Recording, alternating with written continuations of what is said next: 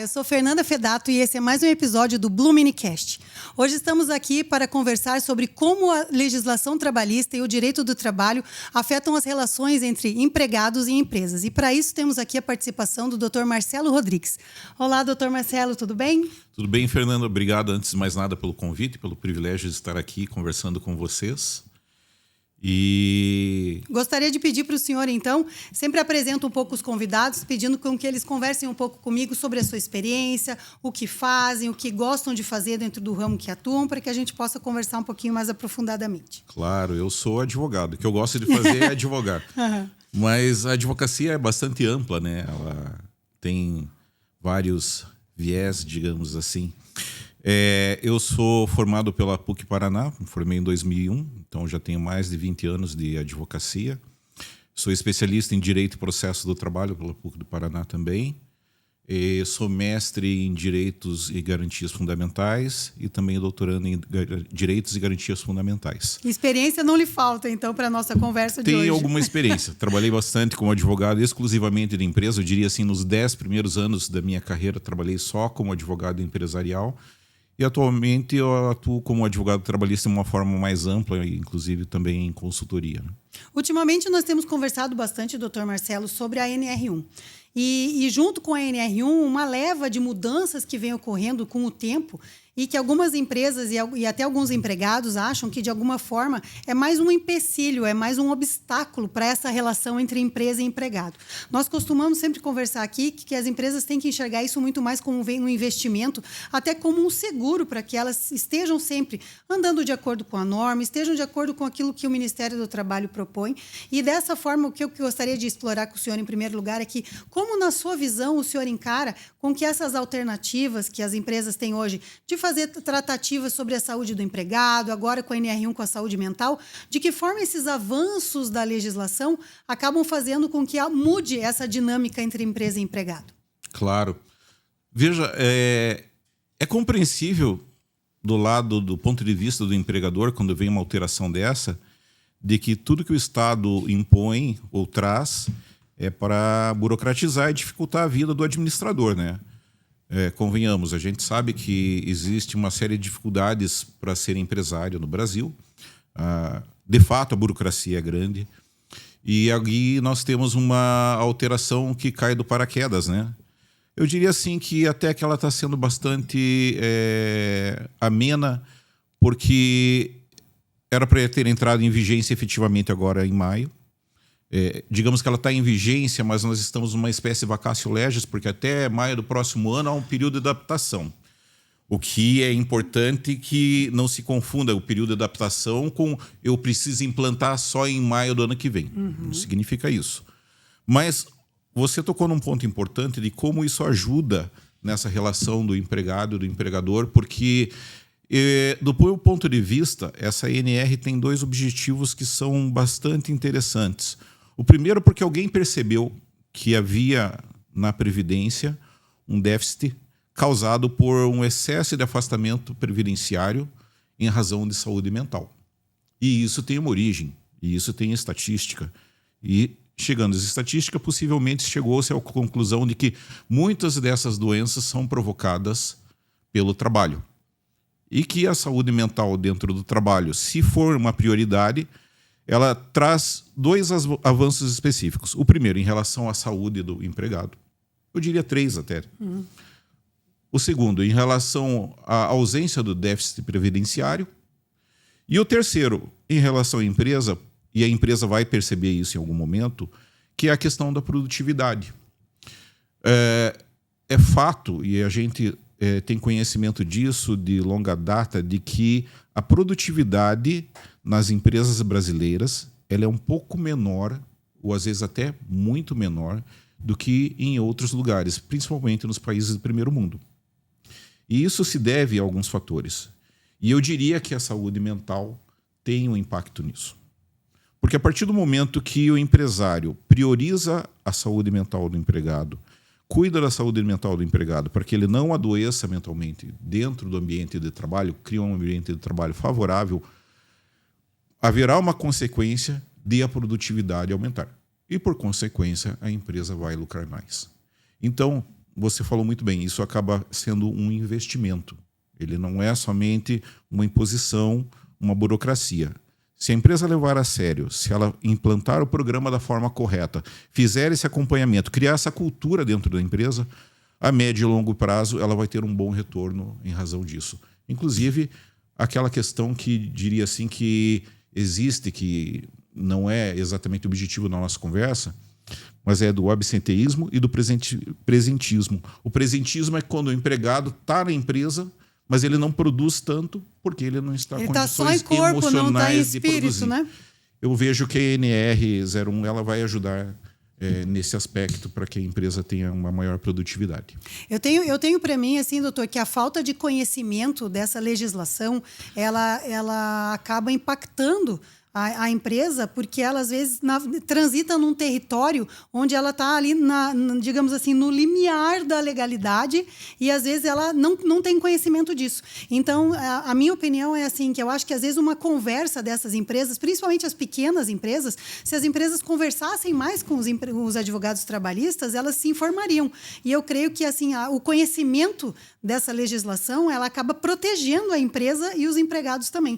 Na sua opinião, o senhor acha que deveria haver mais um contato mais próximo com o advogado do trabalho, deveria ter uma consulta, as pessoas deveriam se informar quais os impactos de não atender a legislação que a NR1 traz no seu novo texto?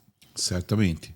Certamente, porque o pequeno empresário, e é compreensível isso, ele socorre com muita frequência do contador. O que me parece uma coisa lógica para que ele esteja com a documentação toda em dia do ponto de vista burocrático. Uhum.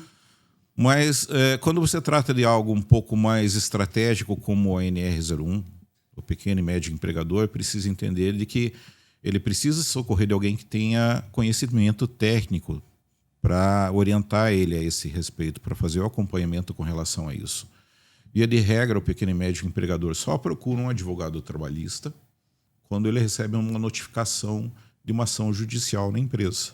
Do contrário, ele não vê isso como algo necessário. Ele procura fugir do advogado trabalhista.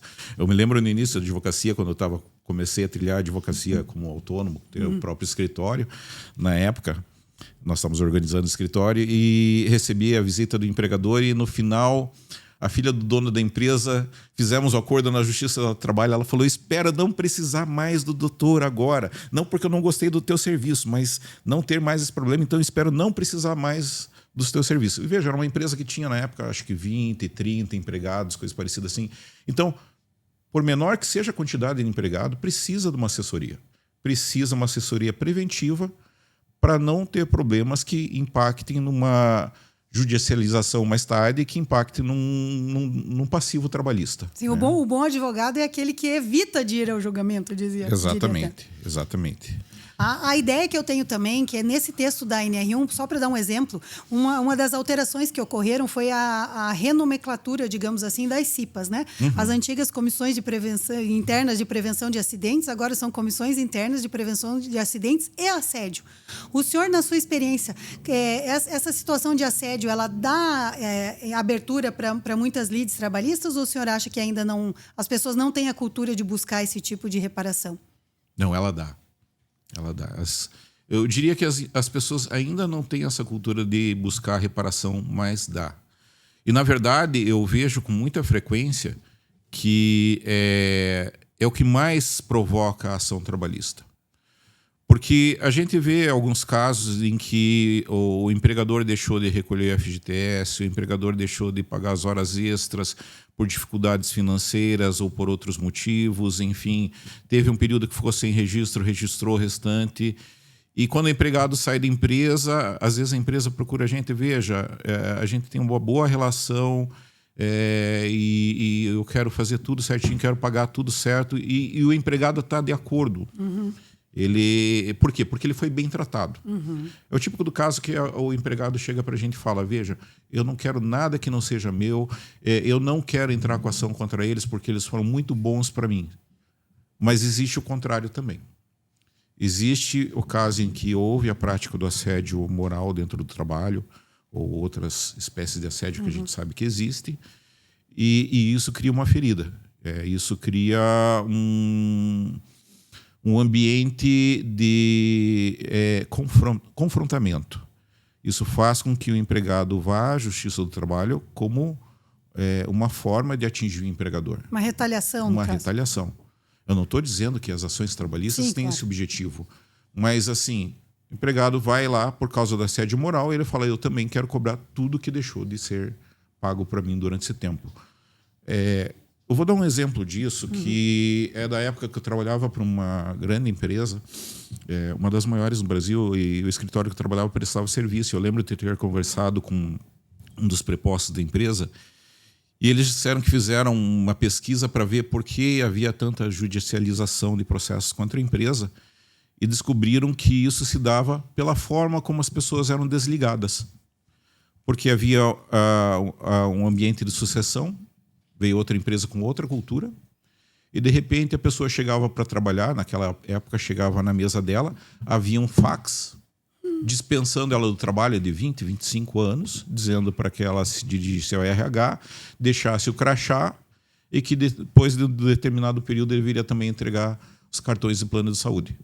Então, indiretamente, essa é uma forma de assédio, essa é uma forma que impacta emocionalmente na empresa, no empregado, e faz com que o empregado busque a judicialização contra a empresa. Então esse cuidado tem que ser até o último minuto. Até o último minuto, sem dúvida. Na sua experiência, o senhor acha que talvez essa cultura de consultas ao advogado trabalhista preventiva, ele reduziria esse número de ações trabalhistas?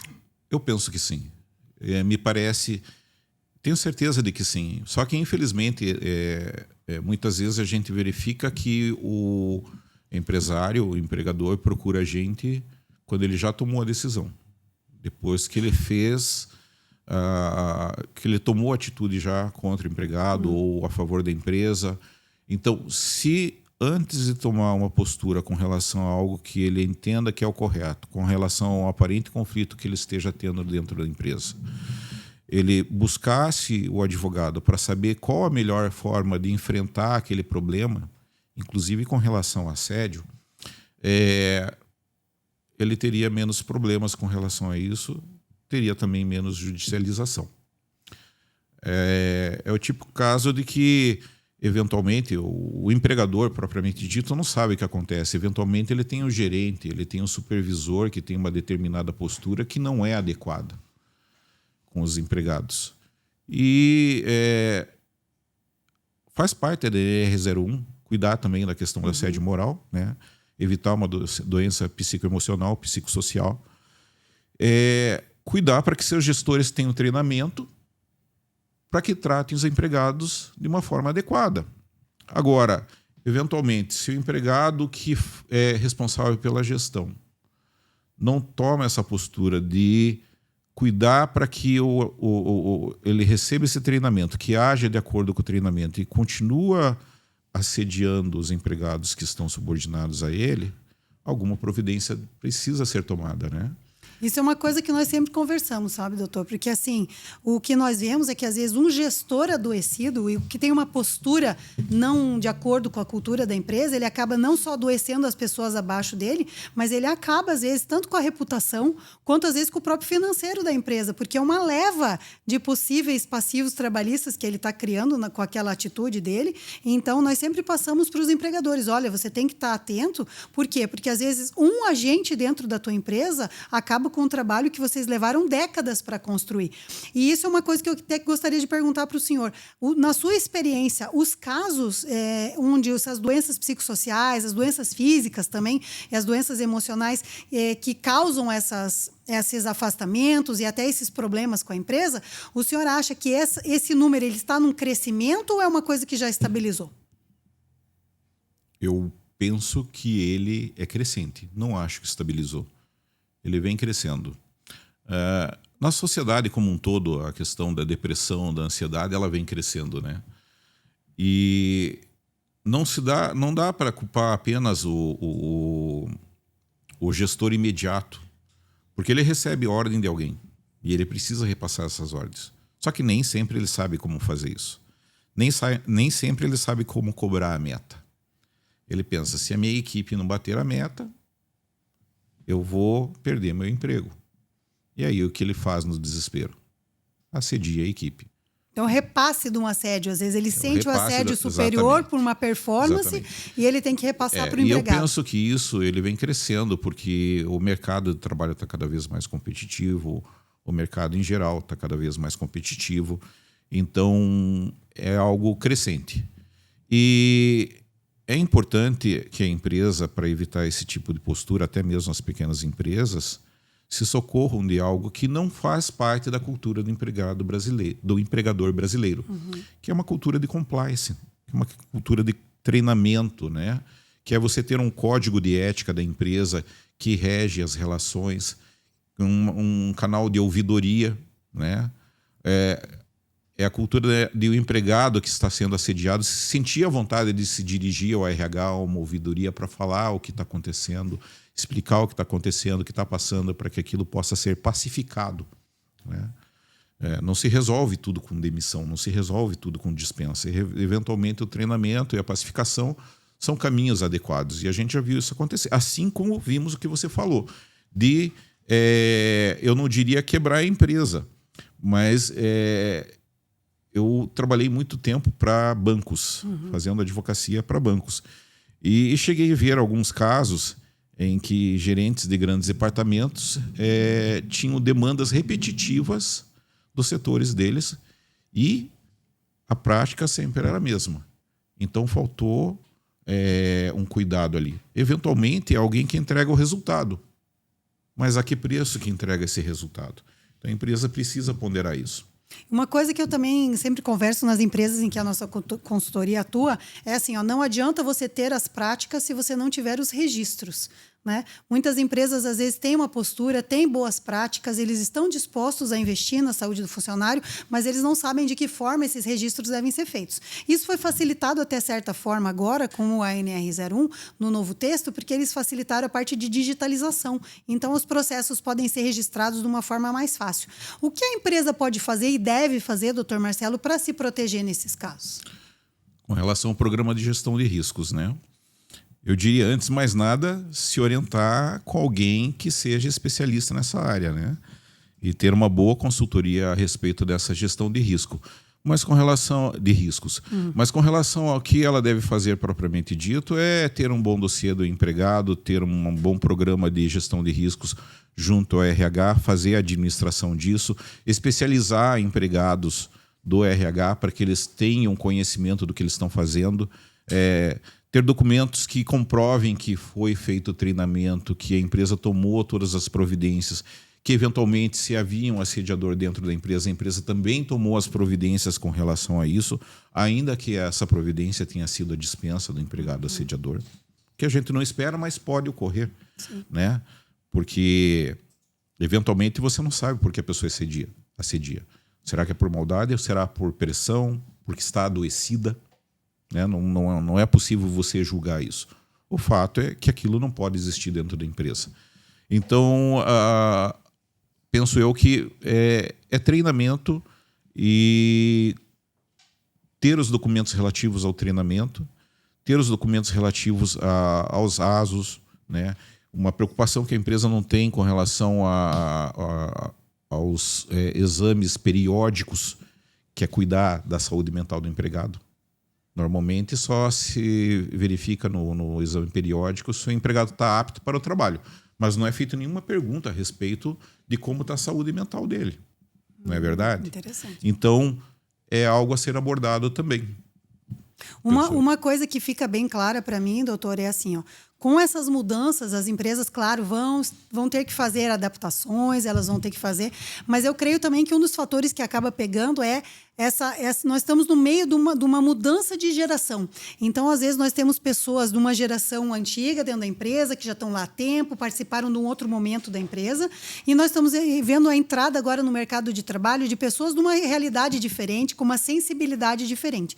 E uma coisa que nós já verificamos também em loco é assim, algumas pessoas que têm algum tipo de comportamento, porque antigamente era aceito, antigamente era ok, e aquelas pessoas que estão entrando agora não têm essa mesma tolerância. Algumas brincadeiras, algumas coisas, e que às vezes a pessoa efetivamente não faz por mal.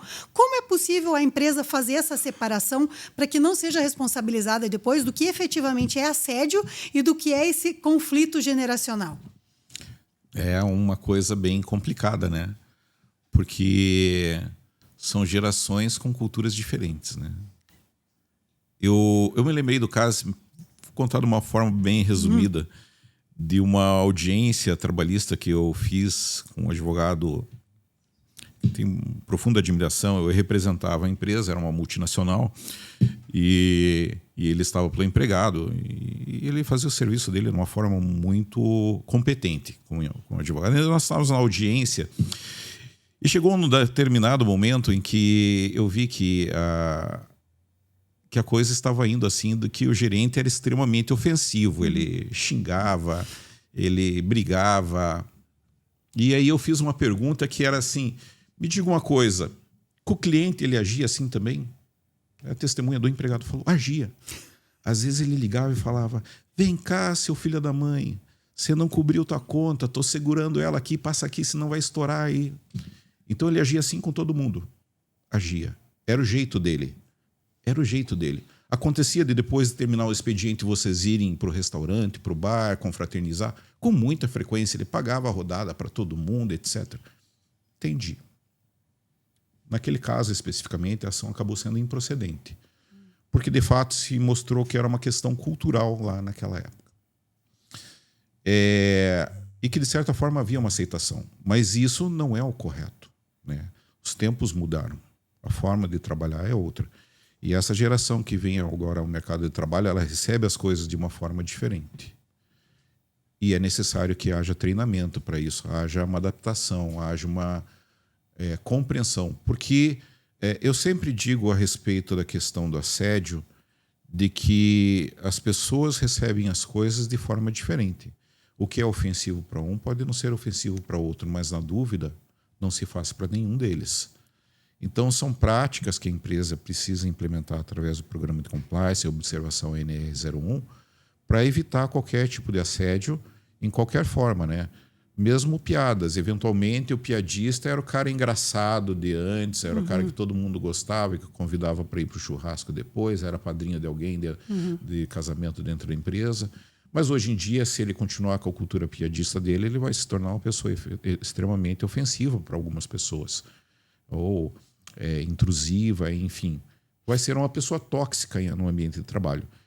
E a empresa precisa implementar treinamentos para que haja essa adaptação cultural. Então, não é uma coisa que se faz do dia para a noite. Isso que eu ia dizer, dá uma chance para ele, né? Fazer de recalcular a rota dele dentro da empresa, Exatamente. É necessário isso. A gente vê isso de várias formas, né?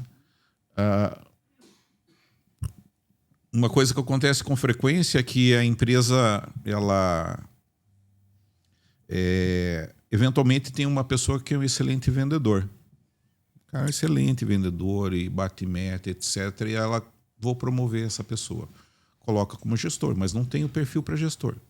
E aí você perde um excelente vendedor e ganha um mau gestor e tem problemas com a equipe, quer cair produtividade. Então são coisas que precisam ser avaliadas e que precisam ser feitas da forma correta, tendo treinamento, tendo assessoria, né? Eventualmente até mesmo fazendo uma avaliação psicotécnica daquela pessoa que está sendo promovida, do empregado. Se ele tem o perfil para gestor. Exatamente. São coisas que normalmente, pela cultura que nós temos, principalmente pequeno e médio empregador, até pela questão de recursos, ele não pensa nisso.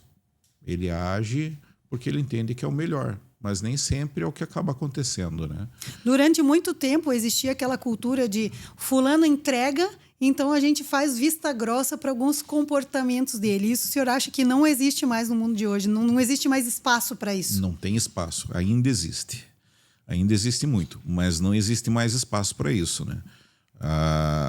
Porque isso vai atrapalhar a empresa de alguma forma.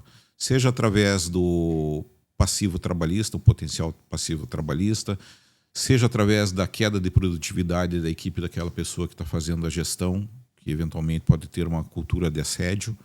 Então, não há mais espaço de fato. No nosso mundo não tem espaço. Na sua visão, o senhor acha que uma parceria entre um advogado trabalhista, um RH moderno, atuante, mais humano, e uma consultoria de boas práticas seria o melhor caminho para as pessoas se adequarem a essa nova norma?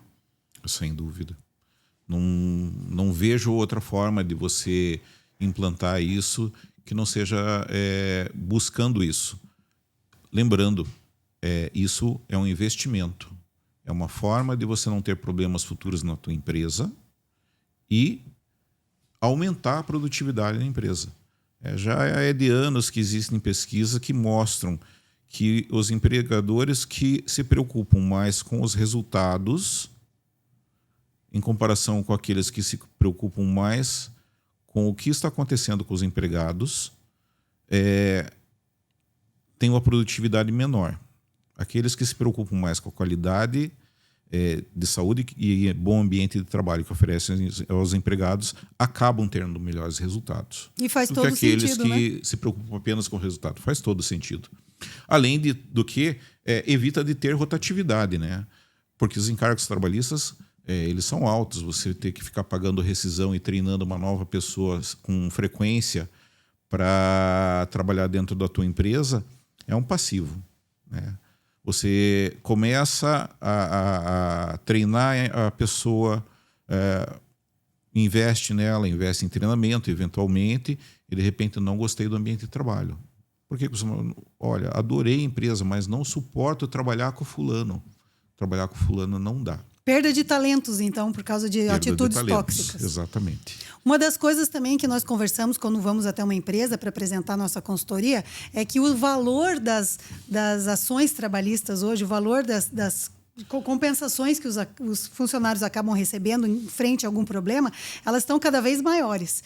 E, às vezes, o que nós percebemos é que, quando você compara um possível passivo trabalhista, na ideia financeira mesmo, e um investimento em uma adequação, acaba que esse investimento, adequação, faz muito mais sentido para a empresa. O que o senhor acha sobre isso?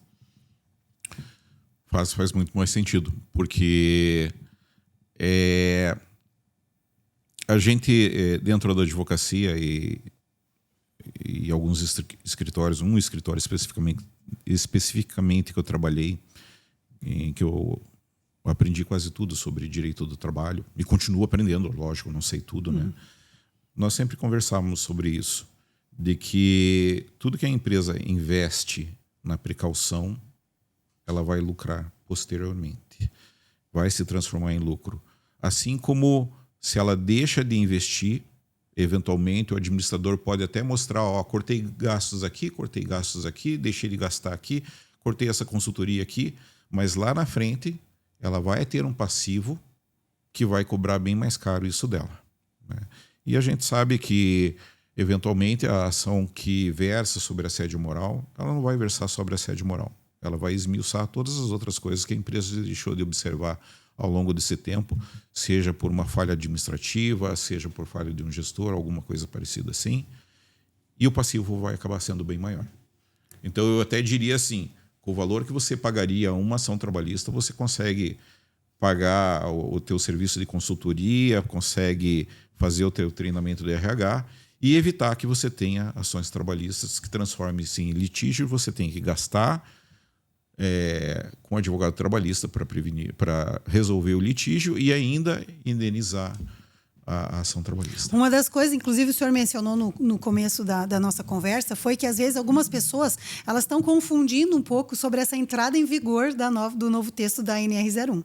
Então, o que acontece, e que eu quero deixar bem claro para quem está nos assistindo, ela já está em vigor, porém da forma educativa até maio do ano que vem, porém as ações elas já têm que ir acontecendo. As empresas não podem ficar sentadas esperando para lá, quando começar a fiscalização, elas tomarem alguma atitude. E o motivo que eu digo uma das coisas que me saltou aos olhos também foi que agora, com o conhecimento dessa alteração no texto da norma e essas fiscalizações que vão acontecer e possíveis autuações, as pessoas sabendo que elas têm direito a essa acolhida por parte da empresa, esse cuidado com a saúde mental, o senhor acha que há uma tendência de haver mais denúncias e, consequentemente, mais visitas do Ministério do Trabalho e Emprego nas empresas e que podem acontecer, como o senhor falou, até eles vão procurar uma coisa, vão procurar sobre a NR01 e acabam achando outras coisas? A tendência é as pessoas cientes desse direito vão haver mais denúncias?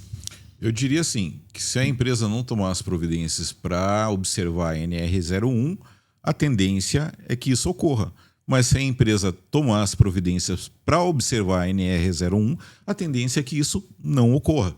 Então, assim, como você falou bem, a NR01 já está em vigência de forma educativa. Só que, para efeitos de judicialização, nada impede que se invoque a aplicação da norma da NR01, eventualmente uma perícia, e para fundamentar um julgado trabalhista, alguma coisa parecida assim. Por quê? Porque se isso for judicializado, você vai pegar a questão do ônus da prova. E em relação à NR01, o ônus da prova vai ser do empregador. Se ele não tomou as providências, ele que vai ser o responsável, o ônus da prova está com ele. Da mesma forma, com relação a essa eventual denúncia que possa ocorrer, caso a empresa não observe a NR01, caso ela não tome as providências, ela também pode sofrer consequências por conta disso, né? Infração administrativa, vai ter que pagar multas, sem detrimento de eventuais ações trabalhistas que possa sofrer por conta disso. Então, eu diria, muito mais barato se precaver com relação a isso agora. É muito melhor. Então, resumindo, é de se preocupar se a empresa não observar a NR01. Mas se ela observar, não tem o porquê se preocupar com isso. E a NR01 não é um bicho de 7 cabeças. Na verdade, é algo, de certa forma, simples, desde que você esteja acompanhado dos profissionais adequados para que faça implantação disso dentro da sua empresa. Programa de gestão de riscos, etc. Do contrário, de fato, o empregador vai encontrar dificuldades, o empresário vai encontrar dificuldades, e pode ser, sim, que ele receba visitas da DRT na sua empresa, né, da fiscalização do Ministério do Trabalho, e acabe sofrendo autuações por conta disso, por ausência da implantação da norma. Durante muito tempo pensou-se, né, no advogado trabalhista como o advogado do empregado. Porém, hoje nós verificamos que o empregado trabalhista ele pode e deve ser um grande aliado nas empresas nesse caminho. Se o senhor tivesse que hoje, em relação à NR01, dar um conselho para uma empresa que está nos assistindo hoje, qual seria o seu conselho? Implante. Implante a norma. Porque eu diria assim que o objetivo do advogado trabalhista não é somente o de fazer defesa na Justiça do Trabalho e das ações trabalhistas. O objetivo do advogado trabalhista é fazer a assessoria, orientar o empregador para que ele tome as providências de forma correta, de forma que ele não sofra judicialização, né? Nós temos clientes que nós fazemos assessoria já há bastante tempo, 8 anos, e que durante desses 8 anos, média aí de 200 empregados fixos para uma empresa, com uma alta rotatividade em empregados, que envolve o setor produtivo agropecuário, não chegou a 10 ações trabalhistas. E a maior parte delas todas resolvidas já de forma inicial em acordo. Porque o que nós falamos, em regra, o empregador ouve. Então, é muito importante que as empresas entendam que o advogado trabalhista pode ser o aliado da empresa para que ela não tenha riscos, para que ela elimine os riscos e para que diminua o passivo. Ou que o passivo não exista. Exatamente, isso quer dizer, o senhor até chegou a comentar no início da conversa que aquela pessoa que se sente acolhida pela empresa, que foi cuidada, que teve seus direitos respeitados, ela às vezes até está disposta a fazer digamos assim, uma confluência de objetivos com a empresa extrajudicialmente, porque ela se sentiu respeitada. Então, a tendência é que realmente haja menos necessidade dessas ações. E dentro dessa gratidão, digamos, mútua pelo empregado, pelo cuidado da empresa e a empresa pelo trabalho do empregado, esse tema de gratidão é muito, muito constante aqui nas nossas conversas. E, para isso, queria agradecer a sua presença aqui, me dando aqui um presentinho da Blumini para o senhor. Para agradecer obrigado. Aqui, agradecer pela Posso conversa. Abrir? Pode, fica à vontade. E dentro dessa ideia, eu acho que é justamente isso. Aquele empregado, sentindo-se cuidado pela empresa, ele vai ter essa gratidão.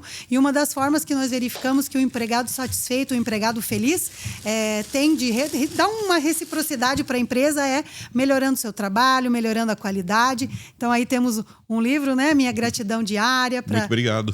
Para lhe agradecer pela presença e perguntar também se, por acaso, alguma das pessoas que está nos assistindo tiver alguma dúvida, quiser seu contato, o senhor fica disponível aí para responder. Podemos repassar aí as perguntas que vamos receber? Claro, à vontade. Fico à disposição para caso tenham dúvidas e fico à disposição de vocês também para outras ocasiões a gente voltar a conversar sobre esse tema. Muito obrigado, doutor Marcelo. Se esse assunto, de forma geral ou de forma específica, fez sentido para você, entre em contato conosco, entre em contato com nossas redes sociais. Vamos deixar aqui todos os contatos do doutor Marcelo Rodrigues para que vocês possam mandar perguntas, mandar sugestões, comentários, questões mesmo que às vezes vocês tenham dúvida e não saibam como abordar. Agradeço mais uma vez a audiência de vocês e nos vemos no próximo capítulo.